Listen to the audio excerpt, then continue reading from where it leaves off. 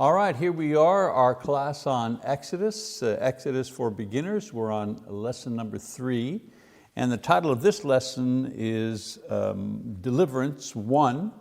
Moses answers the call. We'll be reading from Exodus chapter 3 to chapter 5, verse 23. So a little review here. In our previous lesson, we read about the plight of the oppressed Israelites in Egypt, and Moses, a Jewish baby, cast away in the river, but rescued and eventually taken into the royal court by an Egyptian princess. We also learn of Moses as a young man attempting to lead his people in some way, but ending up fleeing Egypt to escape the consequences of his killing of a fellow Egyptian while trying to defend a Jewish countryman. This brings Moses into the employ and family through marriage of Jethro, a priest of the Most High God in the country of Midian, where the Midianite people are related to the Jews. Since I mentioned this last time, their heritage, like Moses, also begins with Abraham, but it runs down through Keturah, who was Abraham's wife after Sarah, his first wife, died. So Moses' life is firmly uneventful for 40 years as he tends sheep and raises a family in the safety and the obscurity of Midian. All of this, of course, changes as one day the Lord calls to him amidst the miraculous scene of a bush that was burning with fire, but not destroying the bush itself, a sign of God's eternal presence among temporal mankind. From this burning bush, God relates the suffering and pleas for deliverance from Moses' people, the Israelites who are in Egypt, and he calls upon Moses to lead them to their promised land. So the next part we will pick up on in this lesson today is the reply. So Moses is called upon to be the deliverer.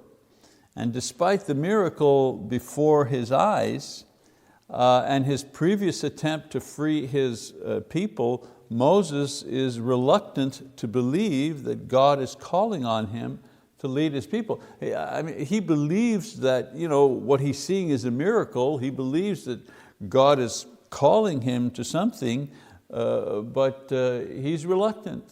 His response is, "Surely not me, Lord. Send somebody else. Send somebody who's qualified. Send somebody who's gifted. Send someone who's suitable."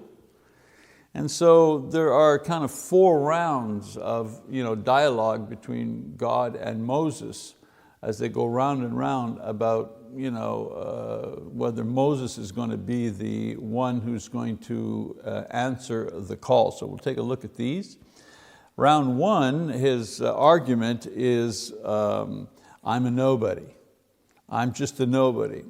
So we read in Exodus chapter 3, it says, "Therefore come now, and I will send you to Pharaoh, so that you may bring my people, the sons of Israel, out of Egypt."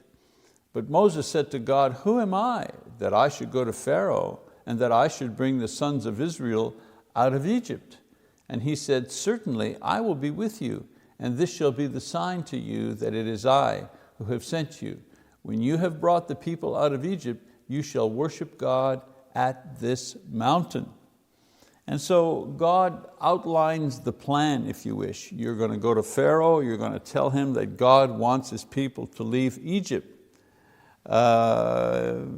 So Moses responds that, well, he's in no position to go to the king and make demands. He's a nobody. Who's going to listen to him? He's a shepherd in the middle of nowhere in Midian. In response, God tells him that he won't be alone. The Lord will be with him. Also, he'll know it was God with him because after they come out of Egypt, they'll worship God at the very same place where he received the original call. In other words, where they are standing now, the people will gather and worship once Moses brings them out of Egypt. So we go to round number 2 in this second encounter. Moses complains that if he is to lead the people, why would they follow him? They're going to question his authority. The underlying point is that I'm a nobody, so who is going to follow me? And God equips him with the only authority that he'll need, that he is being sent by the true and living God, not one of the pagan deities of the area or of the era. And so he tells Moses his name and his identity. I am who I am. This is the one sending him. He is the Lord, the God worshipped by Abraham and Isaac and Jacob. This same God who made promises to the patriarchs, has heard the prayers of the people. And so he tells Moses to gather the elders of the people and say to them that he is aware of their sufferings in Egypt and he's going to lead them to their promised land. He then instructs Moses to go to the Pharaoh with the elders and tell him that the Lord has instructed them to ask this ruler to release the Israelites to go on a 3-day journey so that they can sacrifice to the Lord.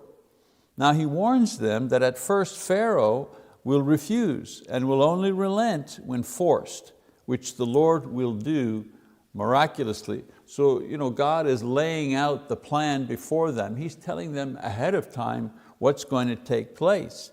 He describes what will happen when they will leave the Israelites. Or rather, when they leave, God describes the situation where the Israelites will be given gold and silver and clothing by the Egyptians as they depart.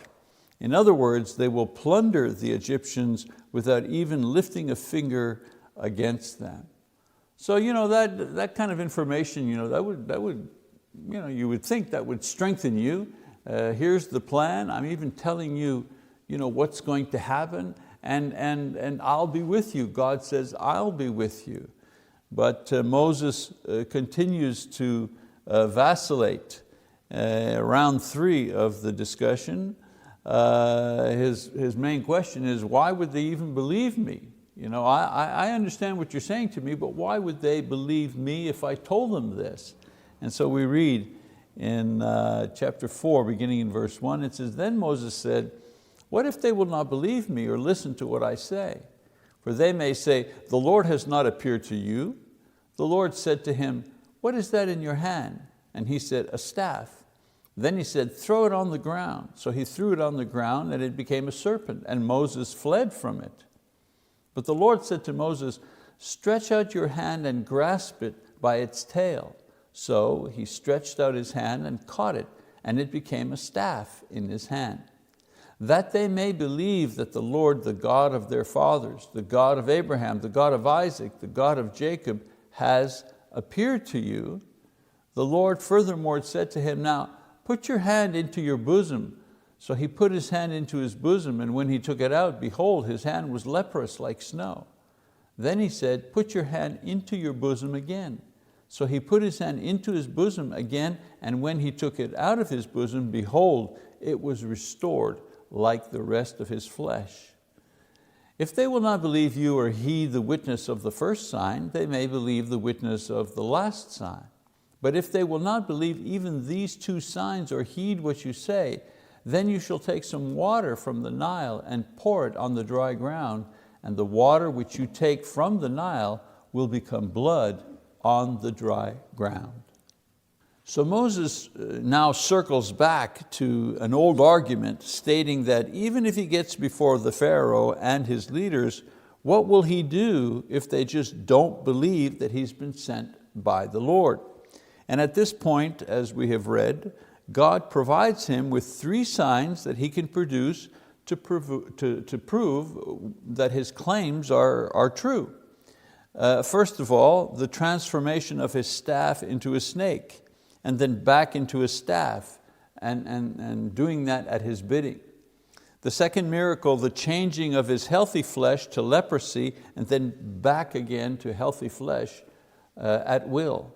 And the third one, the converting of the water of the Nile River to blood. And so these signs were powerful enough to convince the Jews that Moses was a prophet sent from God, and substantial to convince the Pharaoh, who was considered as a god by the Egyptians, that Moses had formidable power only possessed by the gods, and so someone that he needed to listen to. In other words, the Jews would believe him, and even if he showed these signs to the Pharaoh would have to recognize that Moses was just not an ordinary Jew. There was something special about him. No one could perform these signs without having some sort of deity powering these things. Well, you'd think that would be enough, but there's still one more round here of discussion, round 4. And this time Moses just pleads for a way out. It's, in other words, well, this is all good and yeah, it might work, but I just don't want to go, period. Please send anybody else, but not me. And so we read in chapter 4, beginning in verse 10, it says, "Then Moses said to the Lord, 'Please, Lord, I have never been eloquent, neither recently nor in time past, nor since you have spoken to your servant, for I am slow of speech and slow of tongue.' The Lord said to him, 'Who has made man's mouth? Or who makes him mute or deaf or seeing or blind? Is it not I, the Lord? Now then, go, and I, even I, will be with your mouth and teach you what you are to say.' But he said, 'Please, Lord, now send the message by whomever you will.' Then the anger of the Lord burned against Moses, and he said, 'Is there not your brother Aaron the Levite? I know that he speaks fluently, and moreover, behold, he is coming out to meet you. When he sees you, he will be glad in his heart. You are to speak to him and put the words in his mouth, and I, even I, will be with your mouth and his mouth, and I will teach you what you are to do. Moreover, he shall speak for you to the people, and he will be as a mouth for you, and you will be as God to him. You shall take in your hand this staff with which you shall perform the signs.'" So as I said, this time Moses tries to excuse and plead his way out of this mission. Now, the first time he does it, he pleads lack of eloquent speech. The idea being he didn't have the skill to speak to men of high position, even though he had been brought up and educated at the royal court as the son of an Egyptian princess. So he understood about royalty and court life and the do's and the don'ts. He had been raised in that, and yet he declines the offer to be God's spokesman. He emphasizes that he's always had problems of one kind or another as far as speech is concerned. So the Lord responds that He is the one that controls the speech of all men, and it'll be Him speaking through Moses and not Moses himself. God is saying to him, look, I'm going to talk for you. I'm God. I've invented speech. So you don't have to worry that you're not a good speaker. And so Moses makes another effort, the second round, if you wish, sees Moses out of excuses, simply pleading with God to send somebody else. In other words, anybody but me, anyone but me. And so God's answer is to fortify Moses with human help in the person of his older brother Aaron.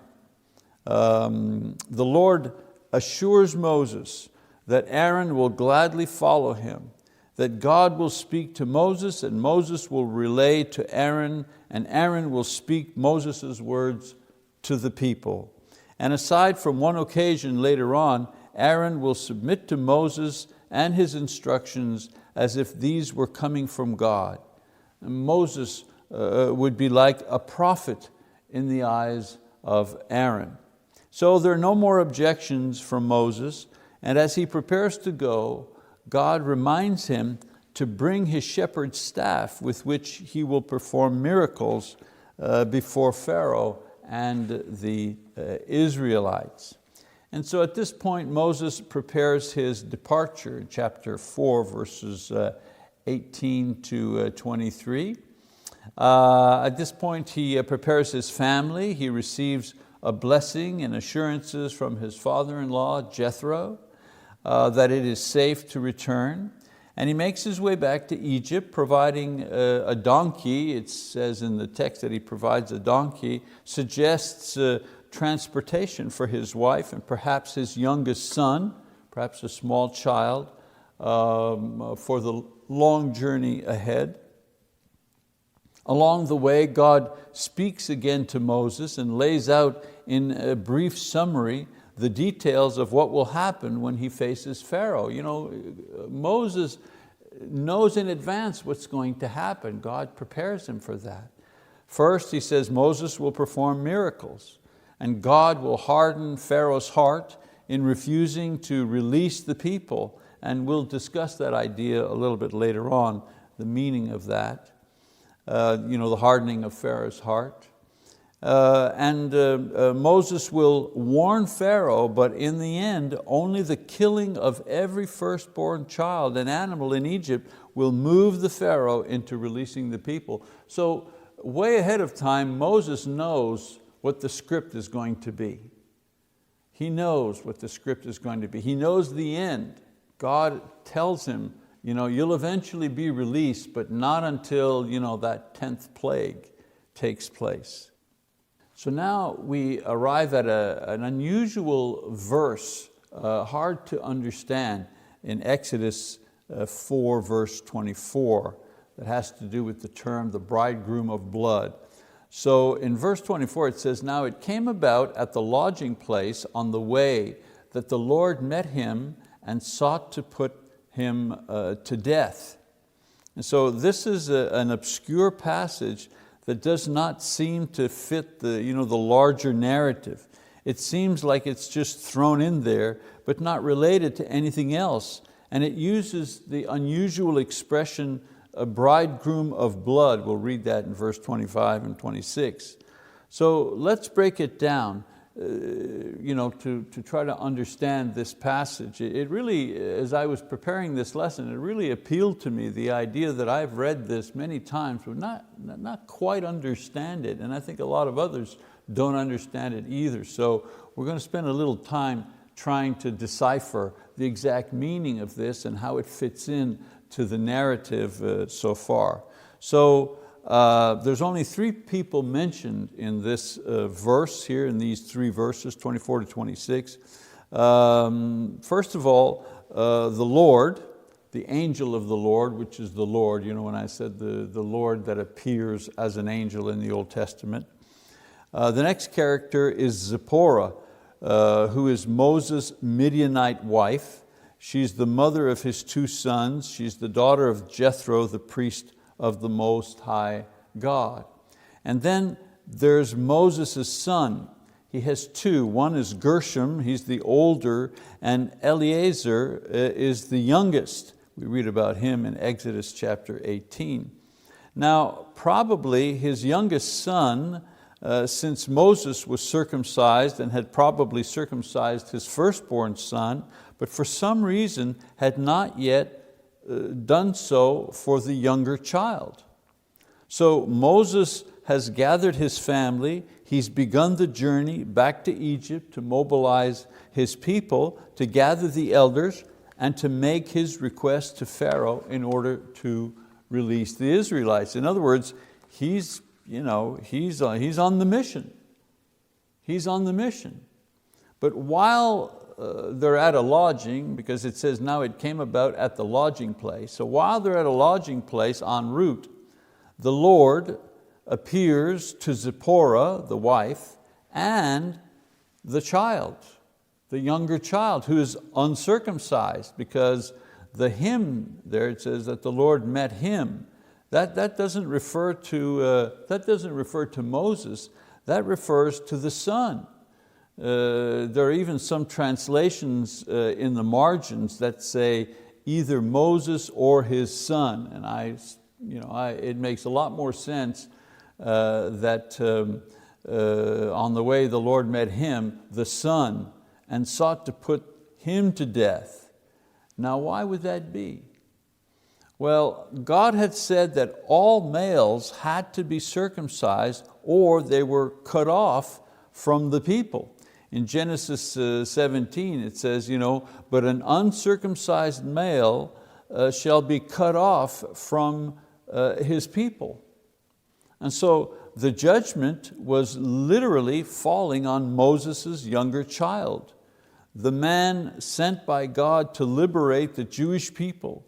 I mean, his own son was outside of the covenant and about to be killed, as opposed to being discovered later on and compromising his father's leadership. Can you imagine? They find out later on that Moses, the leader, the great leader, never bothered to circumcise his younger son. So the situation is similar, if you wish, to David's illegitimate son with Bathsheba, the one that was conceived in adultery.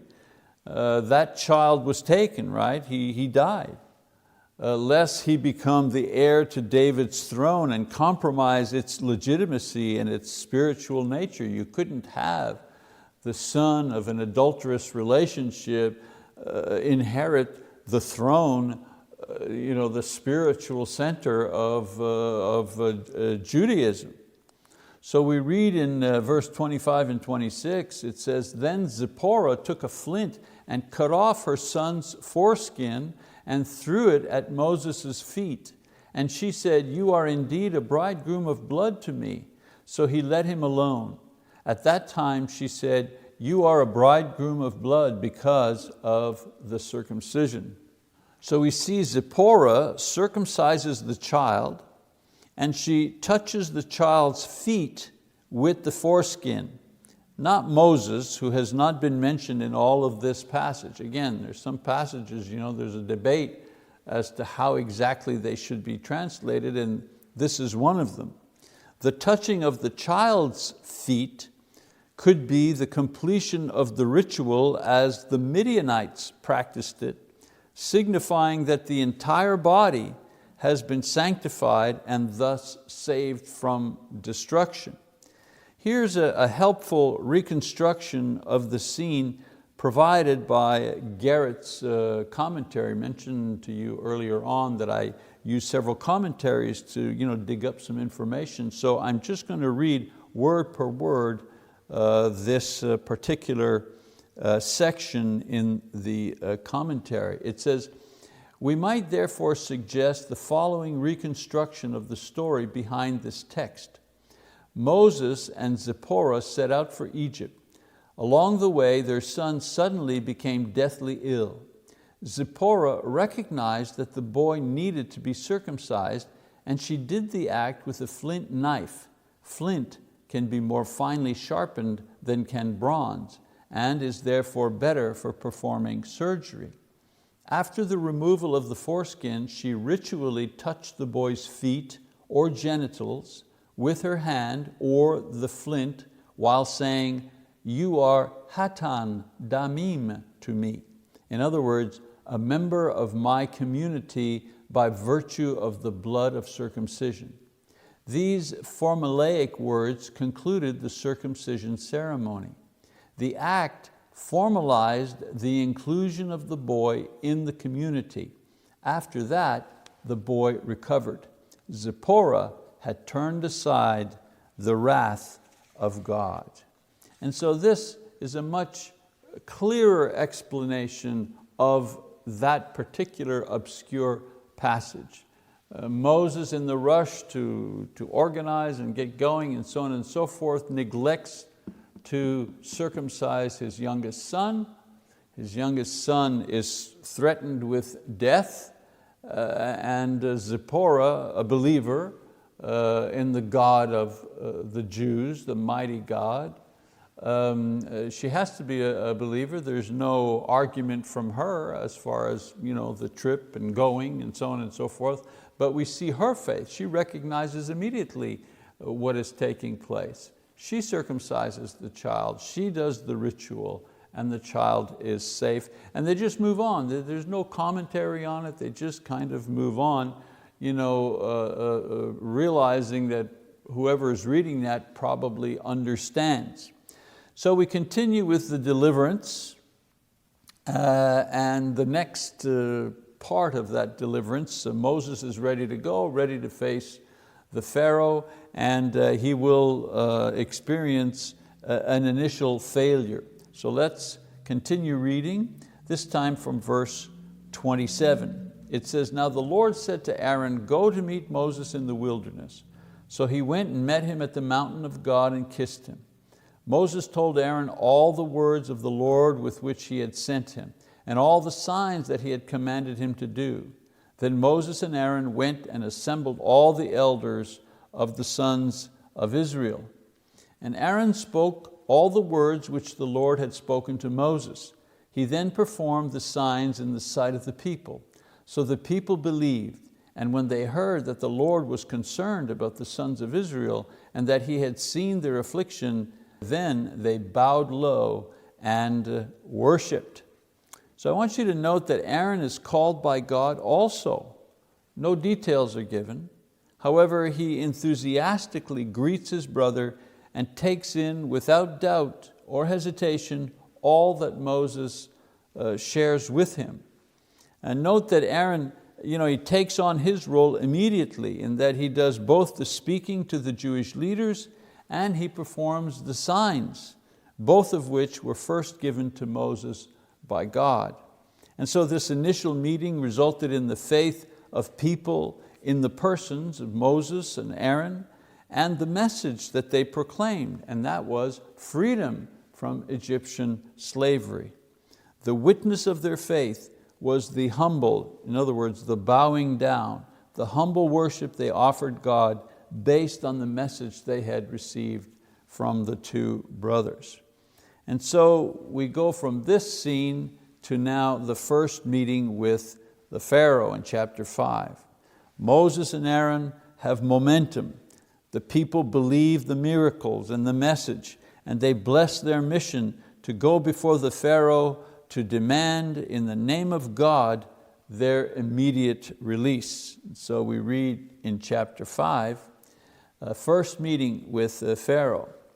"And afterward Moses and Aaron came and said to Pharaoh, 'Thus says the Lord, the God of Israel, let my people go that they may celebrate a feast to me in the wilderness.'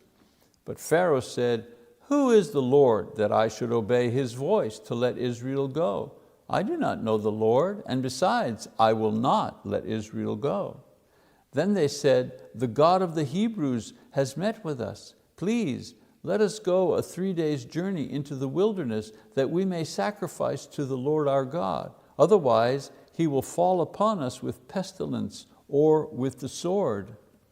But the king of Egypt said to them, 'Moses and Aaron, why do you draw the people away from their work? Get back to your labors.'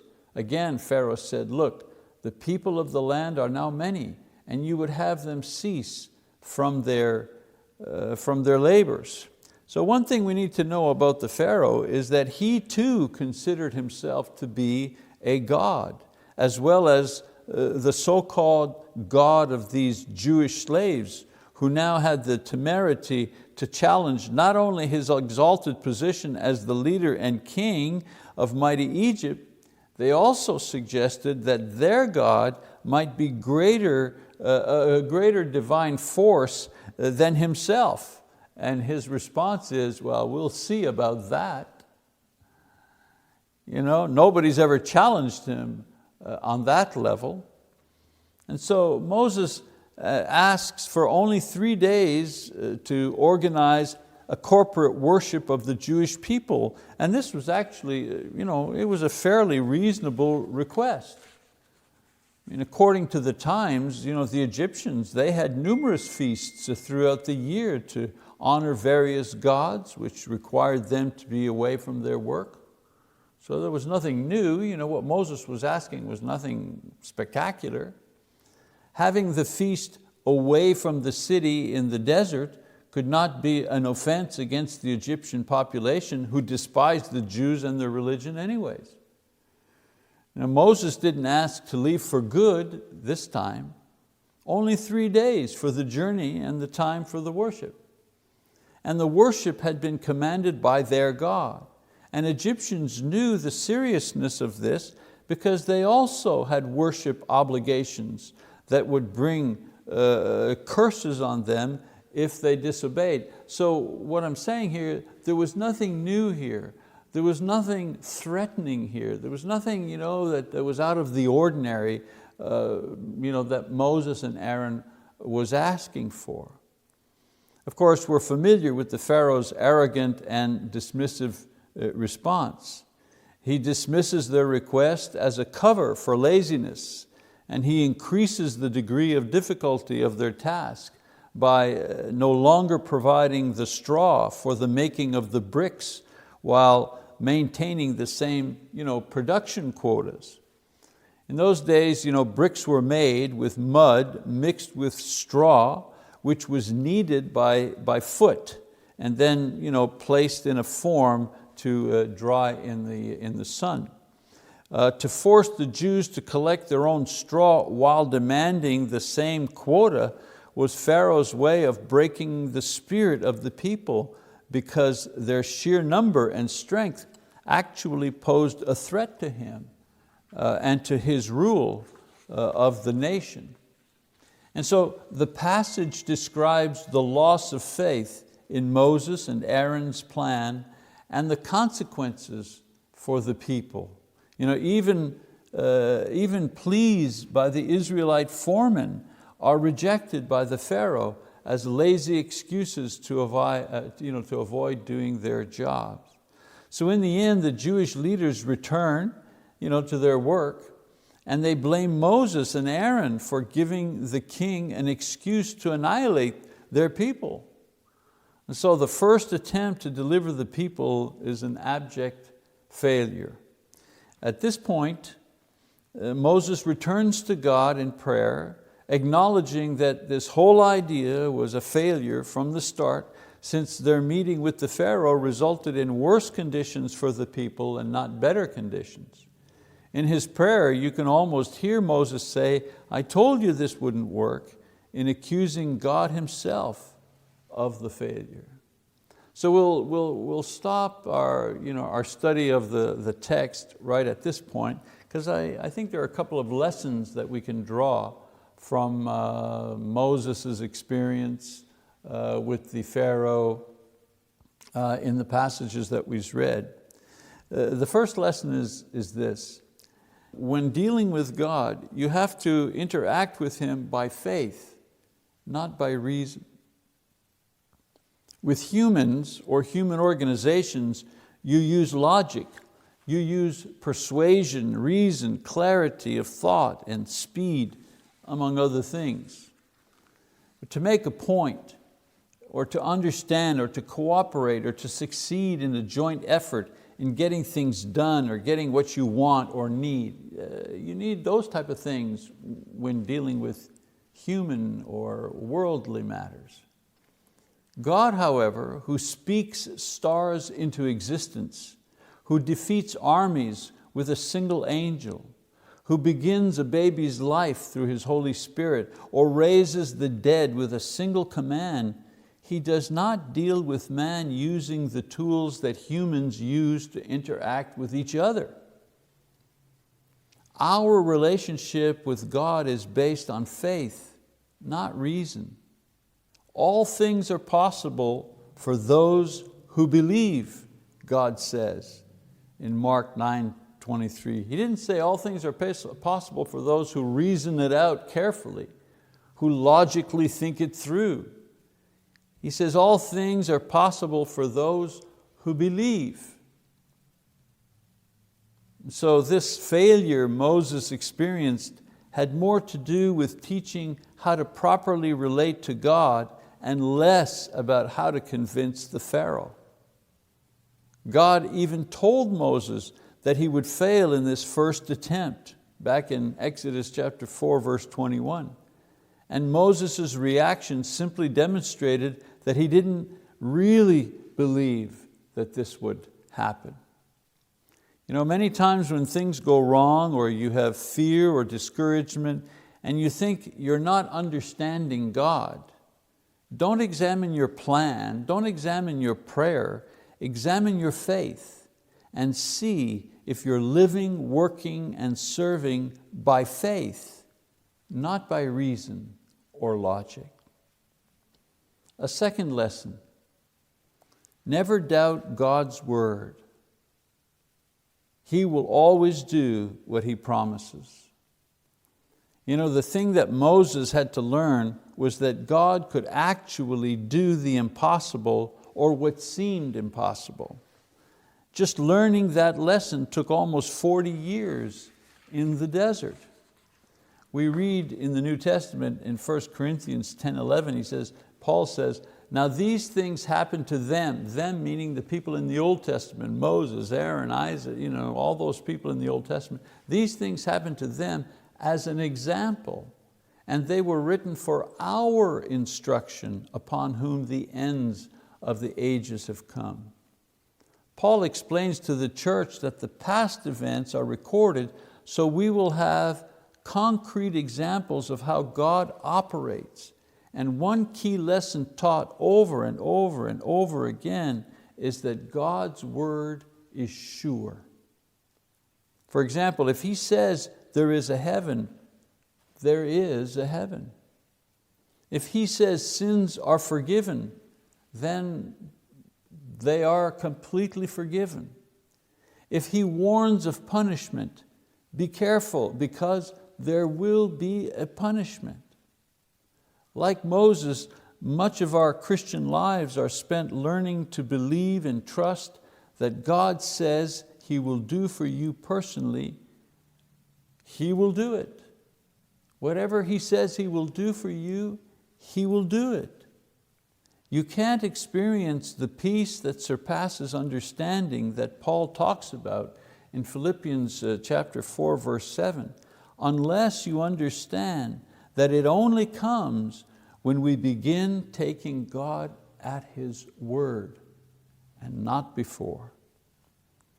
And then lesson number 3, if God sends, He provides. This point is especially important to understand if you're involved in serving the Lord in ministry in some way. If you feel called to ministry in the church, any type of call, a call to preach or teach or serve, or to serve in the area of worship or benevolence or leadership, whatever, know this for sure. If God gives you a task, you can be sure that He will provide what you need to finish that task and to finish it to His glory. Sometimes He provides in unusual ways, or ways that you're not used to, or He provides just on time. But if He calls and if He sends you, He will also provide for you. And then it's always 3, right? But I'm cheating this morning. I give you 4 lessons. The 4th lesson is, it won't be easy. Just because you believe and you're faithful and you're sincerely doing your best to serve the Lord, there will always be trouble, injustice, mistakes, disagreements. Moses was well equipped with Aaron as his spokesman, miracles ready at hand. The Jewish leaders were behind him, and look what happened. The Pharaoh wasn't impressed. He literally threw him out of the palace and unjustly punished the people and blamed Moses for their troubles. It happens to us, doesn't it? You try to organize something for the congregation with lots of personal time, lots of effort, and nobody shows up. You volunteer to help a family in need and find out that you've been accused of not minding your own business. You're always ready to serve, to help, to visit, to give, and then your mother dies and no one calls, and no one sends a card, and no one visits from those that you've visited in the past. You get to the point where you say, why should I even try?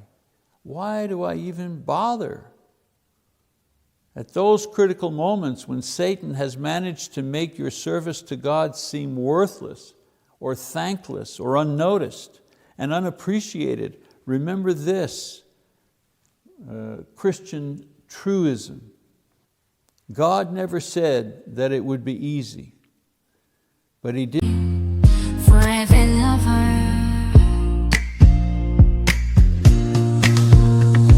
in the depths of the darkest night, your love shines through, a guiding light. With every heartbeat I feel your grace. In your warm embrace I find my place.